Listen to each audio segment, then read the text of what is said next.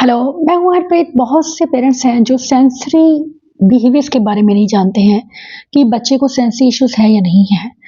कौन सी चीज़ें हैं जो हमें बताती हैं कि हमारे बच्चे को सेंसरी इश्यूज़ हैं और उन्हें किस तरह से ट्रीट किया जाए।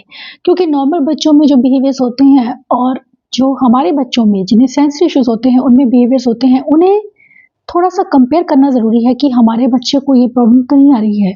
क्योंकि कई बार हम उन चीज़ों को लाइटली लेते हैं, जबकि वो बच्चों में सेंसरी प्रोसेसिंग के रेड फ्लैग्स हो सकते हैं।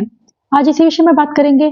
बहुत ही इंपॉर्टेंट वीडियो है पेरेंट्स के लिए, जिनके बच्चों को ऑटिज़्म डायग्नोस हुआ है या जिन न्यूरोटिपिकल बच्चे भी हैं और पेरेंट्स को लगता है कहीं न कहीं बच्चे के बिहेवियर डिफरेंट हैं।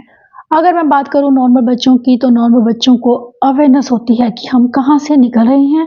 अगर वो चेयर के पास से गुज़र रहे हैं, तो वो चेयर के पास से, बिल्कुल पास से गुज़र सकते हैं। अगर 2 चेयर्स हमने रख दी हैं, तो बच्चे उसमें से आराम से निकल जाते हैं, क्योंकि उन्हें पता है कि मुझे कितने डिस्टेंस से खुद को किस तरह से बचाकर निकलना है। लेकिन जिन बच्चों को सेंसरी इश्यूज़ होते हैं, वो अक्सर चीज़ों में बम्पिंग करते हैं, चीज़ों से टकराते हैं, क्योंकि उन्हें बॉडी अवेयरनेस नहीं है। उन्हें इस चीज़ का एहसास नहीं है मुझे कितनी दूरी से किसी चीज़ से निकलना है।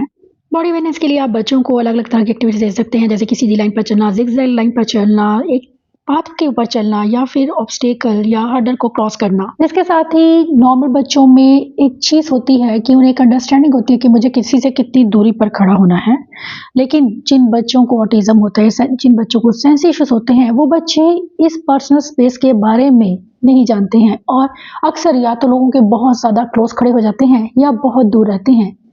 उनके साथ टच होना बिल्कुल पसंद नहीं करते। नॉर्मल बच्चे चीज़ों को बहुत एंजॉय करते हैं, चाहे वो ग्रॉस मोटर एक्टिविटीज़ हैं, बच्चे अक्सर एंजॉय करते हैं। लेकिन ऑटिज़्म में बच्चे कई बार आपको बहुत ज़्यादा हाइपर दिखेंगे।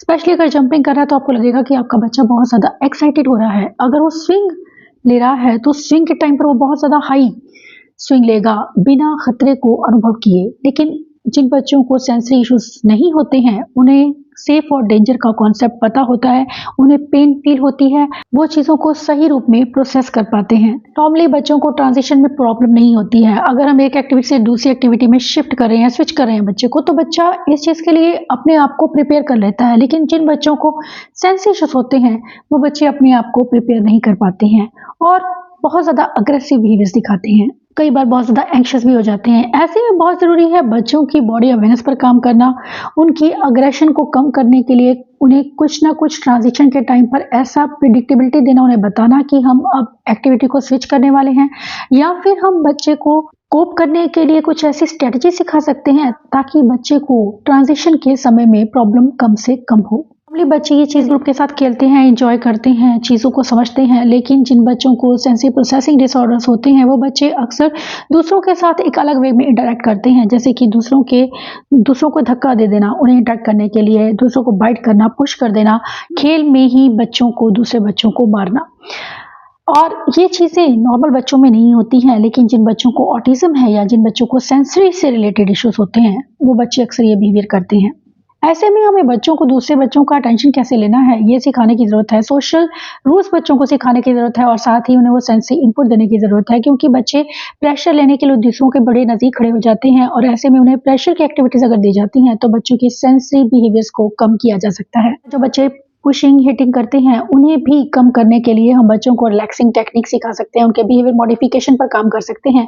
उन्हें सोशल रूल्स की जानकारी देना कि कौन से बिहेवियर्स हैं जो एक्सेप्टेबल हैं और कौन से हैं जो एक्सेप्टेबल नहीं हैं, ये बताना बहुत ज़रूरी है अगर आपके बच्चे को ऑटिज़्म है या उसे सेंसरी प्रोसेसिंग से रिलेटेड इश्यूज़ हैं। एडीएचडी बच्चों में भी ऐसे बिहेवियर्स अक्सर देखने को मिलते हैं और हमें इन चीज़ों पर, उनकी सोशल डिफ़िकल्टीज़ को समझना है और उन पर काम करना है। हम बच्चों को अक्सर इन चीज़ों को लाइटली लेते हैं। हमें लगता है कि बच्चे ऐसे करते हैं, लेकिन नॉर्मली बच्चे ये चीज़ें नहीं करते हैं। इसीलिए इन चीज़ों को समझना बहुत ज़रूरी है कि हमारे बच्चे में कुछ ऐसे बिहेवियर्स तो नहीं हैं। अगर मैं बात करूँ एक ऑटिज़्म बच्चे की, या अगर बच्चे को सेंसरी इश्यूज़ हैं, तो बच्चे को डिफरेंट सरफेस में चलने में प्रॉब्लम हो सकती है। बच्चे टिप टो पर चलते हैं या बच्चे डब्ल्यू सीटिंग में बैठते हैं, सिटिंग पोस्चर उनका सही नहीं होता, स्टैंडिंग पोस्चर में प्रॉब्लम होती है। बच्चे लगातार हाइपर रहते हैं, आपको वो इधर-उधर दौड़ते दिखेंगे बिना किसी मतलब के। ये जो मीनिंगलेस एक्टिविटीज़ उनकी रहती हैं, नॉन फंक्शनल जिसे हम कहते हैं, ये भी बच्चों में ऑटिज़्म और सेंसरी प्रोसेसिंग के इश्यूज़ को इंडिकेट करती हैं। बच्चों को कपड़ों से, कपड़ों के टेक्सचर से, अलग-अलग चीज़ों से, मेसी चीज़ों को छूने से प्रॉब्लम हो सकती है। बच्चे बहुत ज़्यादा मेसी भी हो सकते हैं। अगर खाना खा रहे हैं तो वो अपने मुँह को पूरा गंदा कर रहे हैं, अपने हाथों को गंदा कर रहे हैं, चम्मच को यूज़ नहीं कर रहे हैं, चीज़ों को नीचे गिरा रहे हैं। स्पिलेज बहुत ज़्यादा होता है जब खाना खाते हैं, या फिर बच्चे बहुत ज़्यादा साफ लगते हैं आपको कि बच्चे टच भी करना नहीं चाहते हैं किसी चीज़ को, चाहे वो खाने का टेक्सचर है, किसी चीज़ को छूने की बात की जाए, जैसे कि ग्लू से प्रॉब्लम होना, पेंट से प्रॉब्लम होना। ऐसे में बच्चों को टीच करने के लिए मल्टी सेंसरी अप्रोच बहुत बेस्ट वे है, जिससे बच्चे कॉन्सेप्ट को बहुत ईज़िली समझ पाते हैं, जो कि नॉर्मल वे में नहीं सीख पाते हैं। इसी तरह से उन्हें अलग-अलग टेक्सचर देना, अलग-अलग विजुअल्स प्रोवाइड करना, जिससे कि बच्चे चीज़ों को बेटर समझ पाएँ और उन्हें सीख पाएँ। कपड़ों के टच से प्रॉब्लम हो सकती है, टैग से उन्हें बहुत ज़्यादा प्रॉब्लम हो सकती है, इसीलिए बहुत सिलेक्टिव होते हैं कपड़े पहने और खाने को लेकर। नॉर्मल बच्चों में ऐसी कोई डिफ़िकल्टीज़ नहीं होती हैं, वो हर तरह का खाना खा सकते हैं और उन्हें च्यू करने में या उन्हें चीज़ों को स्मेल करने, कुछ बच्चे बहुत ज़्यादा स्मेल भी करते हैं जब खाना खाते हैं, या कोई भी चीज़ है उसे स्मेल करने की कोशिश करते हैं। ये भी सेंसरी इश्यूज़ के ही सिम्पटम्स हैं, जिन्हें समझना बहुत ज़रूरी है। बच्चे नहाने में, ब्रशिंग करने में, हेयर कॉम्ब करने में उन्हें कोई प्रॉब्लम नहीं है अगर आपका बच्चा टिपिकल चाइल्ड है। अगर बच्चे को ऑटिज़्म या सेंसरी इश्यूज़ हैं, तो बच्चों को इन एरियाज़ में कटिंग करने में, बेथिंग करने में, ब्रशिंग करने में प्रॉब्लम्स हो सकती हैं। बच्चे दूसरों के साथ में, अगर नॉर्मल बच्चों की बात करूँ तो पेरेंट्स का अटेंशन उन्हें चाहिए होता है, वो अकेले नहीं रहते हैं। स्पेशली जब वो छोटे होते हैं तो वो पेरेंट्स के साथ आकर बैठते हैं, उनका अटेंशन लेते हैं, उन्हें दिखाते हैं कि देखो मैंने ये किया है, कोई भी अच्छा काम किया है। लेकिन ऑटिज़्म है बच्चे को, या फिर अगर सेंसरी प्रोसेसिंग इश्यूज़ हैं, तो बच्चे ये चीज़ें नहीं करते हैं। उन्हें अपने कई बार पेरेंट्स से बहुत ज़्यादा वो डीप हग चाहते हैं, या फिर बिल्कुल दूर रहते हैं, उनके पास जाना नहीं चाहते। नॉर्मल बच्चा अगर होता है तो उसे आवाज़ लगाई जाती है तो बच्चा एकदम से उसे रिस्पॉन्ड करता है, चाहे वो आवाज़ टीवी की है या उसे कोई पर्सन, उसकी मदर उसे बुला रही है। वो टीवी को छोड़कर या चीज़ों को छोड़कर उस चीज़ को जानता है कि मुझे किस चीज़ पर रिस्पॉन्ड करना है, मुझे अपनी मम्मा की आवाज़ सुननी है, और वो उनकी बात को रिस्पॉन्ड करता है। लेकिन जिन बच्चों को सेंस इश्यूज़ होते हैं, वो चीज़ों को नोटिस ही नहीं कर पाते हैं। आप उन्हें बुला रहे हैं, उनके पास बैठे हैं, लेकिन उन्हें इस चीज़ का एहसास नहीं होता है कि उनका नाम बुलाया जा रहा है और उन्हें देखना है।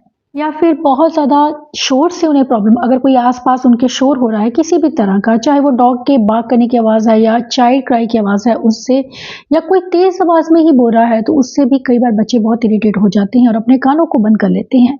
नॉर्मल बच्चे भी कई बार इन चीज़ों से डरते हैं, लेकिन उनके रिएक्शंस इतने ज़्यादा स्ट्रॉन्ग नहीं होते। बच्चे चीज़ों की आवाज़ को समझ के डायरेक्शन पहचान जाते हैं नॉर्मली। अगर किचन से मम्मा ने आवाज़ लगाई तो बच्चे को पता होता है कि मुझे किचन से आवाज़ लगाई जा रही है, और बच्चा दौड़कर किचन में जाता है। लेकिन अगर बच्चे को सेंसरी प्रोसेसिंग के इश्यूज़ है तो बच्चे कई बार डायरेक्शन नहीं समझ पाते हैं कि आवाज़ कहाँ से आई है। ऐसे में बच्चों को डायरेक्शन बताने के लिए आप अलग-अलग जगह पर उसकी आँखों को ब्लाइंड फोल्ड कर सकते हैं बच्चे को, और अलग जगह पर अलग-अलग साउंड, चाहे आप क्लैप कर रहे हैं, बच्चे को पूछिए कि आवाज़ कहाँ से आ रही है, तो बच्चा उस डायरेक्शन में जाए जहाँ से आवाज़ आ रही है। आप लगातार क्लैप करते जाइए।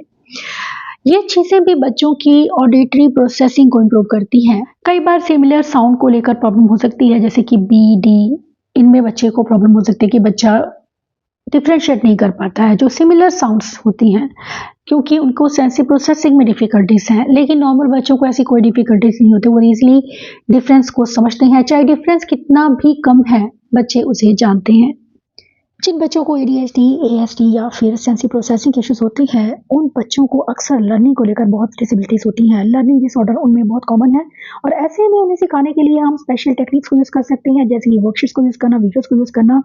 जैसे कि बच्चे स्किप कर जाते हैं, आपने देखा होगा रीडिंग करते वक़्त, या लाइन्स को या सेंटेंसेस को, उन्हें कुछ इस तरह की एक्टिविटीज़ देना जिससे कि बच्चे चीज़ों को सही से अंडरस्टैंड कर पाएँ। जैसे कि 5 लिखा है तो 5 सर्कल्स को बच्चे को कलर करना है। ये चीज़ें बच्चों को हेल्प करती हैं कॉन्सेप्ट्स को समझने में, जो कि बच्चे नॉर्मल वे में नहीं सीख पाते हैं। बच्चे मल्टीपल स्टेप्स को ईज़िली फॉलो कर पाते हैं अगर आपका बच्चा न्यूरोटिपिकल है, लेकिन अगर बच्चे को सेंसरी प्रोसेसिंग से रिलेटेड इश्यूज़ हैं, तो बच्चे अक्सर आपको लगेगा कि बहुत जल्दी डिस्ट्रैक्ट हो रहे हैं, वो फोकस नहीं कर पा रहे हैं जो भी आप उनसे बोल रहे हैं, इसीलिए कमांड फॉलोइंग उनके लिए मुश्किल हो सकती है। स्पेशली ज़रूरी होता है ऐसे में हम कमांड को सिंपल रखें, उनके साथ क्लियरली बात करें। नॉर्मली बच्चे हर तरह के शोर के साथ में एडजस्ट करना जानते हैं। उन्हें पता है कि क्रैकर्स की आवाज़ है तो मुझे किस तरह से अपने आप को बचाना है।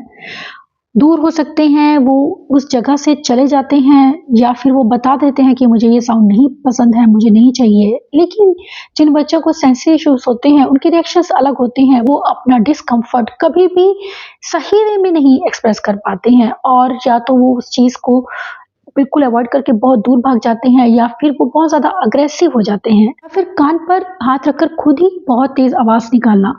ये इसलिए ताकि वो ब्लॉक आउट कर सकें जो आस-पास से उन्हें वो शोर महसूस हो रहा है जिसे वो सुनना नहीं चाहते हैं। अगर बच्चे को ऑटिज़्म नहीं है या बच्चे को सेंसरी प्रोसेसिंग नहीं है तो बच्चे की आइज़ कोऑर्डिनेटेड वे में काम करती है। अगर बोर्ड की मैं बात करूँ तो बोर्ड में अगर आप एक कोई लाइन लगा रहे हैं या दीवार पर आप कोई चीज़ चला रहे हैं तो बच्चा उसे लगातार ट्रैक करता है। ये ट्रैकिंग के स्किल्स जो बच्चे बहुत छोटे होते हैं तभी स्टार्ट हो जाते हैं। जब हम कोई टॉय चाबी भरकर नीचे छोड़ देते हैं और बच्चा उसे ट्रैक करता हुआ जा रहा है उसके पीछे या फिर हमने बॉल ही रोल की है और बच्चा उसके पीछे-पीछे दौड़ रहा है तो इसे हम ट्रैकिंग बोलते हैं। बच्चा उसे ट्रैक कर पा रहा है।